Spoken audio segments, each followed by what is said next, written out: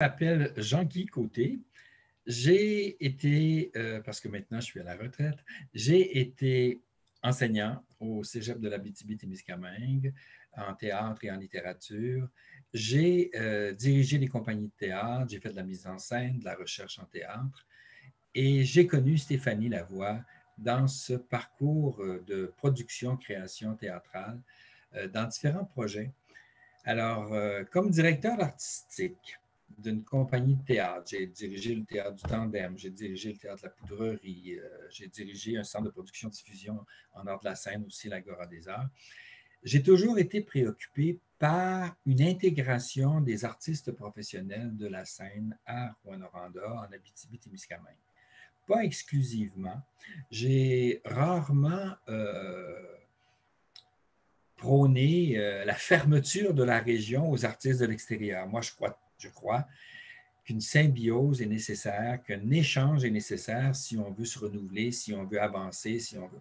Mais, ceci étant dit, quand des jeunes partaient faire des études de théâtre, en scénographie, en jeu, en écriture dramatique, n'importe quoi, j'étais toujours préoccupé de suivre leur cheminement, leur fin d'études et savoir s'il n'y avait pas des projets qu'on programmait. On ne programmait pas nos projets en fonction des individus, mais on essayait de vérifier si dans les projets qu'on voulait développer, il y avait de la place pour un concepteur, une conceptrice, un comédien, une comédienne. Alors, c'est comme ça que j'ai connu Stéphanie. Elle sortait de l'école et je l'avais vue jouer dans une production à Amos où elle jouait des personnages, mais elle manipulait une marionnette aussi. Donc, j'ai dit, ah, c'est une comédienne quand même qui est assez diversifiée dans ses capacités scéniques.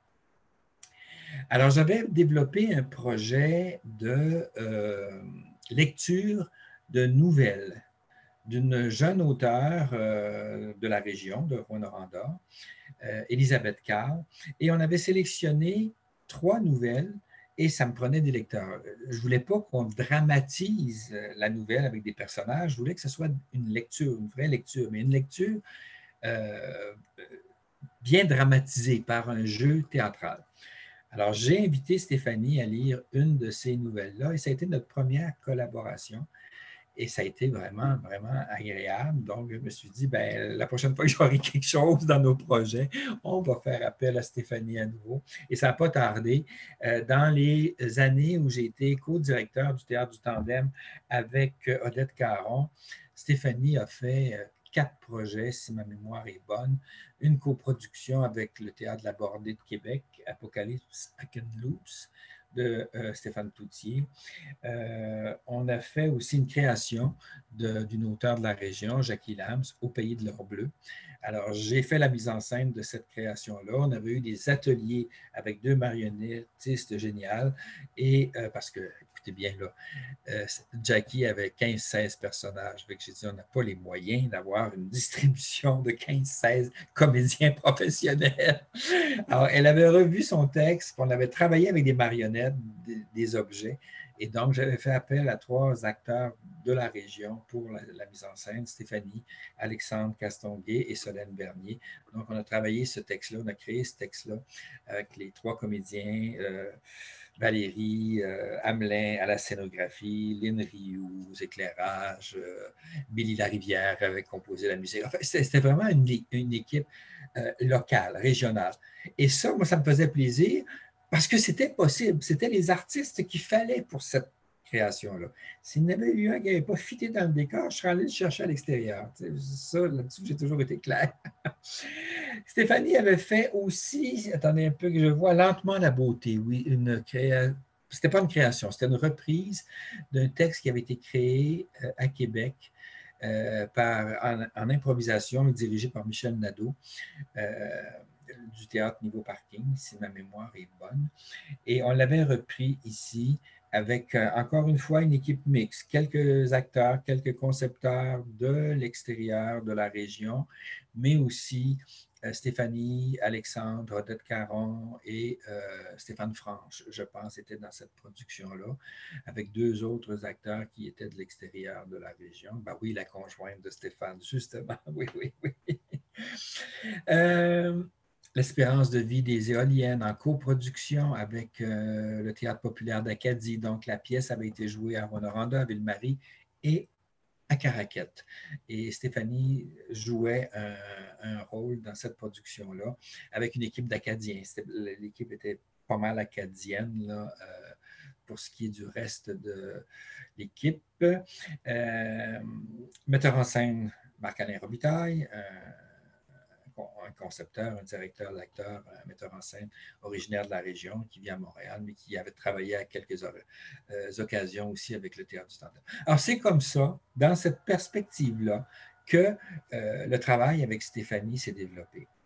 Par après, c'était un à côté, mais comme j'avais travaillé quand même pas mal avec Stéphanie, elle avait fait aussi avec une autre compagnie, je me souviens plus du nom, de l'animation dans les écoles à partir d'exercices de théâtre qu'ils faisaient avec les étudiants. Je me souviens plus trop de la forme. Alors, quand un poste de communication, médiation culturelle s'est développé à l'Agora des Arts, dont j'avais la direction artistique également à cette époque-là, j'ai invité Stéphanie à venir faire des communications. Bon, elle était en train ou finissait de faire un bac en médias sociaux, en production numérique, j'ai l'impression. Je ne me souviens plus exactement de la concentration disciplinaire, là, mais elle était à l'Université du Québec en Abitibi-Témiscamingue. Elle finissait son bac, puis elle est devenue chargée de cours par la suite dans cette institution-là. Et cette valeur-là, cette dimension-là qui s'ajoutait à sa formation de comédienne, je trouvais que ça pouvait être intéressant d'avoir une agente de communication qui maîtrise bien les outils, les tablettes de communication, les formes de communication modernes actuelles. Ensuite, comme on faisait beaucoup de théâtre, on invitait beaucoup de compagnies de théâtre pour enfants à l'Agora des Arts, on s'était rendu compte assez rapidement, après une année d'opération, que si on ne préparait pas comme il faut les élèves et les enseignants à bien accueillir le spectacle qui leur était destiné, on passait un peu à côté de quelque chose. Donc, systématiquement, on s'est mis à aller dans les classes, dans les écoles qui achetaient le spectacle, qui amenaient leurs élèves, bien, on allait dans les classes. Et Stéphanie en a fait plusieurs. On faisait de la médiation culturelle. On allait présenter le spectacle. On parlait du spectacle aux jeunes. On leur faisait faire des exercices pour qu'ils mettre l'accent sur un élément de langage théâtral. Ça pouvait être le décor, ça pouvait être le texte, ça pouvait être le jeu. Bon. Et Stéphanie en a fait quand même pas mal à l'époque dans ces ateliers-là. Avec d'autres, on en avait beaucoup, donc on se partageait à 3 ou 4 là, ces activités-là.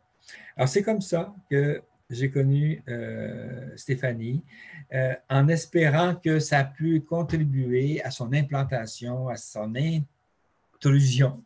C'est pas une intrusion, à rentrer dans le milieu théâtral, qui est quand même assez dynamique, mais aussi qui a ses faiblesses, donc qui a besoin d'être supporté, qui a besoin d'être chouchouté, d'être aimé pour se développer.